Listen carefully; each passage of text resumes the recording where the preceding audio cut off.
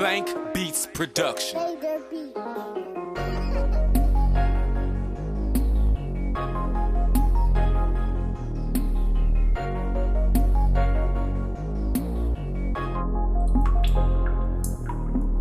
Today we are in one of our library cellars. We want to have a look at aged wines.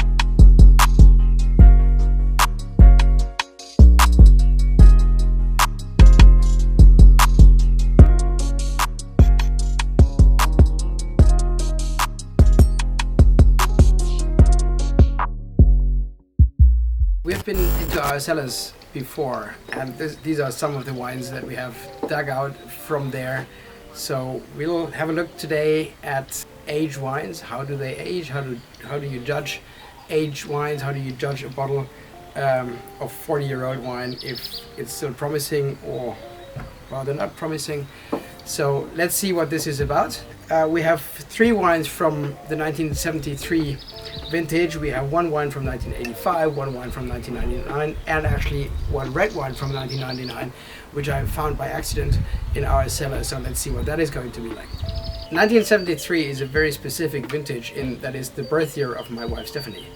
And hence these bottles had been put away on that occasion. 1 from the Mosel River, 1 from Baden in southern Germany, and 1 from, I have no clue, Austria. It even says Österreich on the label. And to start the subject, the first thing you will have a look at is obviously the label. And going through this range, you can also see how label trend changes in the course of time. The 1970s, very floral, very exuberant. Lots of paper on the label, much cleaner in the 1980s, and again a slightly different style in the 90s. So just to have a look at an old bottle of wine, at the package, at the label, may be a delight and may certainly tell you something about the time and age. The question always arises, I found this odd bottle of wine, I have inherited a wine cellar that I have no clue what to do with. Someone has given me an old bottle of wine, is that worth anything? Can I sell it? What am I supposed to be doing with it? Here is one way to look at it. First of all, wine for me is always something to drink. It's not necessarily something to invest in. So enjoy a bottle of wine and never throw away a bottle of wine without having opened it before. So you always want to give it a try, even if you think 1973, 40 years old, not really a great vintage. Why should I open this bottle? Well, just open it and see what it is. You want to have a look at the fill level firsthand. Fill level right here for a bottle that is 40 years old and has not been recorked, so it has just been stored. Fill level right here is actually pretty good. When you look at these 2 bottles, you can see the white wine is much higher in fill level than what looks to be a red wine, which it actually isn't, but that's a different subject. So the higher the fill level, the better supposedly the quality of the wine. You want to have a look at the color of the wine. If for a white wine it looks like pale yellow, golden in color, that's actually quite promising. If you look at a white wine that looks amber and brown, it's not that promising. But then you want to have a look at the grape variety. For Riesling, this is what you'd expect as a color for a bottle that has been fairly properly stored. This is Ruländer, aka Grauburgunder or Pinot Grigio. And Pinot Grigio, as it ages, may gain this kind of color. So not necessarily a bad sign. So you want to have a look at fill level, you want to have a look at the color, and then you want to start. 1973, 40 odd years old. Wehlener Sonnenuhr from the Mosel, from the village of Wehlen. Sonnenuhr is sundial in English. This is actually the greatest challenge when you have a bottle of wine that's 30, 40, 50, 60 years old, is to open it. Particularly, will you be able to open it? To cut the capsule is not the issue, but have a look at the cork. Let's see if this cork wants to come out of the bottle. This is quite amazing. The corkscrew goes in really soft, but it looks like it's going through. And here you can see that the cork is turning with the corkscrew. Now that may be a good sign in that it's all in one piece, or it may be a bad sign that it has been cut off in the middle already. Just a gentle push. Don't try to rip it off like this. Just a very gentle and even push, and then you can try to put the corkscrew further in, and then let's see if that works, but it actually looks good. Oh no! And you can see how it starts to break off, how the cork starts to break off. Luckily, it happens while the cork is on the corkscrew, so we should be able to extract the cork entirely. That may happen before, and then you just have one piece of the cork on the corkscrew and the other one still inside the bottle. But this is actually looking pretty, well, not so much. Fantastic. Great example. 40 years old, the original cork, and you can see how it starts to disintegrate. Now let's see what this one is like. 1973 Riesling Cabinet. As I mentioned before, 1973 was not the greatest of vintages, and Cabinet, as you know, is not the greatest of quality levels, but sometimes you find quite extraordinary surprises. A lovely yellow golden color, a perfect example for a 40-year-old Riesling. This is a very, very promising example. And it's a pity that you can only see this and not taste this with me. Cheers. Just fabulous. Still beautifully balanced, a touch of sweetness, a hint of acidity. This was a lovely example for its kind. I'm going to leave the second wine out. That was basically to show that a white wine can become quite dark. I'm really curious about this one. 1973 vintage again, from Österreich, from Austria, Ruster Kaiserhöhe Traminer Trockenbeerenauslese. And you can see it's pitch black. So you may look at it and believe it's a red wine. No, it's white. Well, it used to be white. Trockenbeerenauslese can turn literally pitch black as they age. Fill level, as you can see, is actually quite low. So this wine may be gone, but we'll see what it's like. And here is challenge number 2. Let's see what this cork has to tell us. You see the cork on the top is actually wet. It's a little bit yuck. Not the best sign, because it shows that the liquid has gone through the cork. So most likely the cork will disintegrate as I'm trying to pull it. Comes out really soft as well, and this is really amazing in what good shape these corks are. And here you can see again it starts breaking in the middle. This is really amazing. The second cork of a 40-odd-year-old wine in perfect shape. And now let's see what it's like. This one has probably seen its heydays. It doesn't really smell all that enticing. It doesn't really look like red wine. It definitely doesn't look like white wine. It has a color that actually resembles Coca-Cola. Don't worry about it.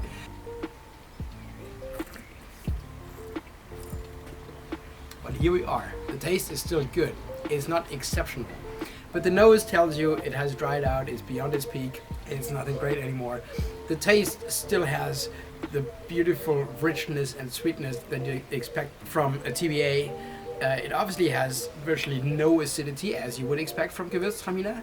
So it's still a lovely example. We move on in vintages, move into the 1980s and 1990s. 1985, Nierstein Bergkirche Riesling Cabinet, right?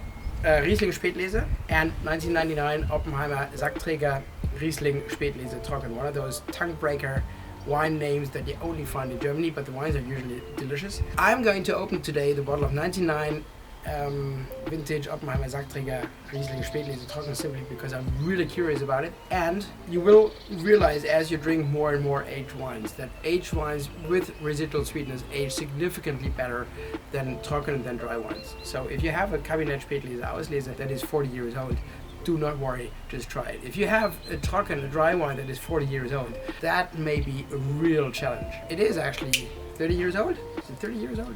And Trocken, so we'll see what this tastes like. And you can also see the development in packaging. In the 1970s, you had metal capsules. In the 1980s, you had plastic capsules. 1999, Louis Guntrum, Oppenheimer Sackträger Riesling Spätlese Trocken.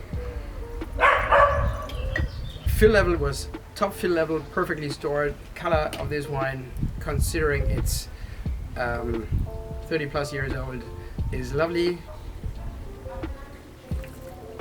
Still somewhere between interesting and amazing. I would actually call it quite amazing.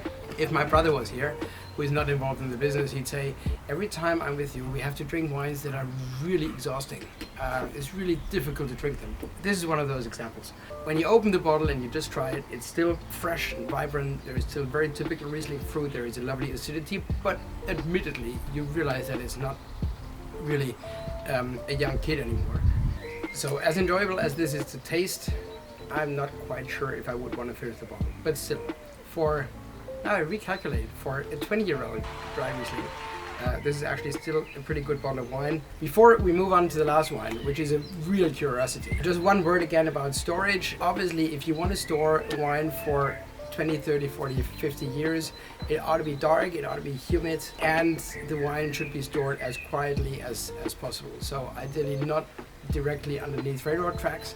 If you store the wine properly at about 75-80% humidity, it's a given that a paper label will disappear with time. So you need to mark your racks very clearly to know which wine is in which rack, and inevitably you will see the label fade away. This is still a fairly good example. We have just lost a little bit due to the humidity and the bottles sort of one next to each other.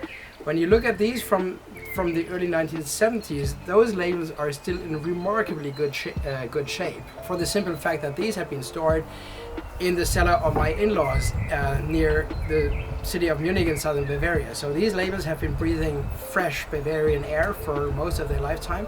That is obviously what has kept them in good shape. But apart from that, this cellar is just bone dry. The more surprising it is that these wines are in such good shape, but that explains why the labels are perfectly legible and still in very good shape. So if you have a really old bottle of wine with a scruffy, shabby looking label that is just falling apart, that indicates that the wine has been stored fairly properly. These ones on the other hand side show that storage is important, but that a bottle can still survive 30 years in a cellar with temperatures above 20 degrees Celsius during summer times. When you try whether it's Kabinettspäte auslesenem wine that is 40 years old, always remember that the wines lose their sweetness as they age. So you have a young vintage Cabinet and you put it side by side to this one, and you try the young Cabinet and you'd expect something really lovely, sweet and luscious in the glass, not for the same style of wine that is 40 years old. It has obviously faded away. It has lost its sweetness. The acidity comes through and the acidity carries it to a certain extent, not entirely. If it has lost the sweetness entirely, then the wine is definitely gone. This is a true pick from the cellar. This is something that should not have been in the cellar. I pulled it and thought it was something else. Never mind. I pulled a bottle of 1999 Dornfelder Trocken. That was never meant to be put away. It was never meant to be stored, let alone for 20 years. That's why I've pulled this out. And now let's see what that is like, because sometimes even with so-called simple wines, you can have lovely surprises, just like this one, where the cork just pops in rather than to come out. Now this is a real challenge. I don't want to spoil my lovely shirt, but then I don't want to take it off, but that probably would be the best choice. Anyway, here it comes. Here it comes. So let's see what this is like. A true pick 1999 Dornfelder Trocken. Hey, this is not meant seriously. 20 years old. Dornfelder, a lovely, lovely color. Cherry red. Not a single brown sign on the side. When you have a red wine that is quite old, it may change to a brownish hint or hue on the side. Nothing like that. All purely, beautifully cherry red. This is quite remarkable. So if you find a bottle of wine that you know someone has bought 20 years ago at a grocery store or in a supermarket for $5, don't put it away. Drink it. This is actually quite enjoyable for what it is. So this is just a brief overview of aged wines, how to store them, how to look at them, how to taste them, if they are still really good or not so good. I hope this has given you some insights and this has been a delight. Cheers to aged wines. So if you find an old bottle of wine in your cellar and you want to do the same thing, you may want to share it on Instagram, you may want to put it up on our Instagram, hashtag Louis Guntrum. Also on Facebook. Share it with us and I'm happy to share my experience with you, or just enjoy your video and enjoy how you have enjoyed the wine. If your face looks like Julius' face has just been like when he tasted the 1973 TVA, I know that that bottle was obviously not good anymore, but I'm sure you'll find something really precious in your cellar.